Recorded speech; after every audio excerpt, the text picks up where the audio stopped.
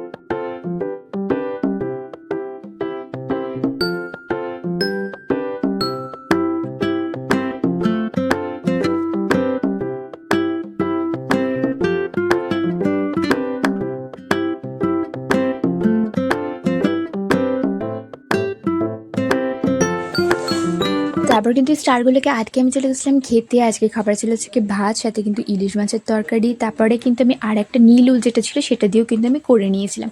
আর তারপরে দুটো পিঠে স্টার লাগিয়ে দিয়েছিলাম, কারণ এক পিঠে থাকবে এক পিঠে থাকবে না, তা তো ভালো লাগে না না। তো যাই হোক, তো তারপরে এই সমস্ত করার পরে আমি অনেকটা টায়ার্ড হয়ে পড়েছিলাম। তারপরে একটুখানি শুয়ে পড়েছিলাম, দিয়ে শোয়ার পরে আমি একটু উঠে নিয়ে তারপরে যেখানে দেখতে পাচ্ছি যে লিপস্টিকটা, এই লিপস্টিকটা আমার খুবই ভালো লাগে, স্মেলটাও খুব সুন্দর, বেশি ওঠাতেও সময় লাগে না।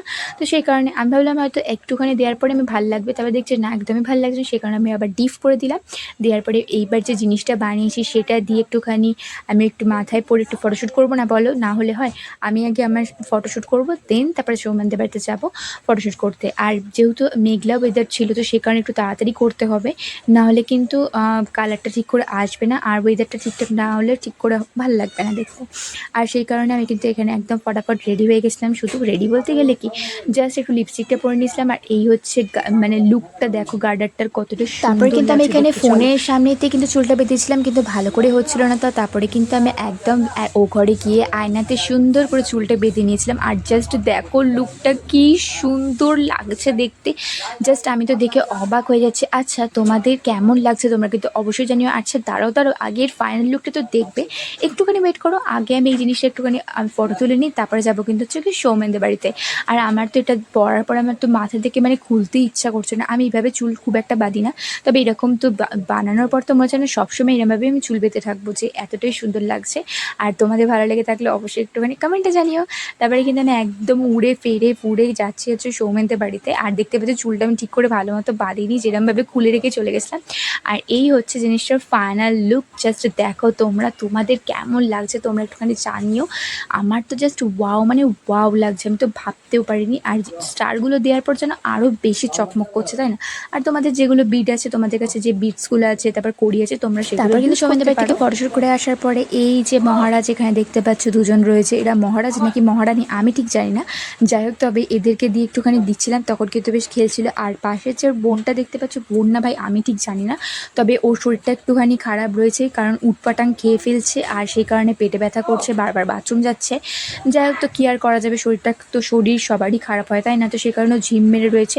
আর বাচ্চা কাচ্চা এরকম ঝিমিয়ে পড়ে থাকলে কি ভালো লাগে? তাও ওর ট্রিটমেন্ট শুরু হয়ে গেছে, ওকে ওষুধ খাওয়ানো হচ্ছে, ওআরএস খাওয়ানো হচ্ছে, তার থেকে করে যদি একটুখানি ভালো হয়। আর একজনকে দেখেছে একদম মানে একদম ও হচ্ছে বিচুরি পাতা, এতটা চঞ্চল মানে বলার মতো না। আর এখানে ধরতে পেরে তো ভীষণই ইয়ে করছে। আমি বারবার করে ভাবছিলাম যে ঠিক আছে খেলছে ঠিক আছে, কিন্তু দাঁত যদি একবার কামড়ে দেয়, তাহলে ছিঁড়ে মিড়ে দেয়, তাহলে তো সব সর্বনাশ হয়ে যাবে।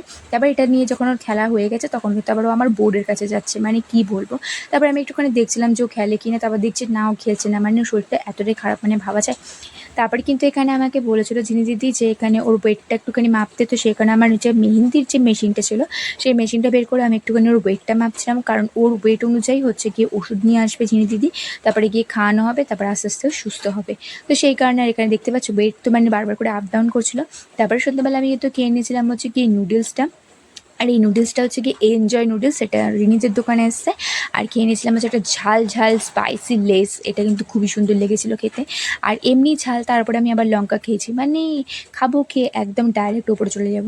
আর তারপরে কিন্তু এখানে কে একটা মিষ্টি দিয়ে গেছিলো জানি না, তবে খেতে কিন্তু খুবই সুন্দর ছিল। আর তারপরে এই যে জিনিসটা দেখতে পাচ্ছ, আর এটা কিন্তু আমাকে দেবজিৎ আইডিয়াটা দিয়েছিল।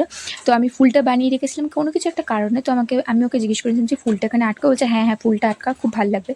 আর থ্যাঙ্কস ফর অ্যাডভাইস। আর এটা মানে সত্যি কথা, ফুলটা আটকানোর পর যেন জিনিসটা আরও বেশি সুন্দর লাগছে। আচ্ছা তোমরা একটু কমেন্টে জানিও তো যে ফুলটা আটকে ভালো লাগছে না ফুলটা না আটকে। তো যাই হোক, তো এই ছিল আজকে ভিডিওটা, কেমন লাগলো তোমরা জানিও। দেখা হচ্ছে একটা নেক্সট ভিডিওতে। আর যারা যারা আমার চ্যানেলটা এখনও সাবস্ক্রাইব করোনি তারা কিন্তু অবশ্যই একটু সাবস্ক্রাইব করে দিও। সো টাটা বাই বাই সবাইকে, love you so much guys and by.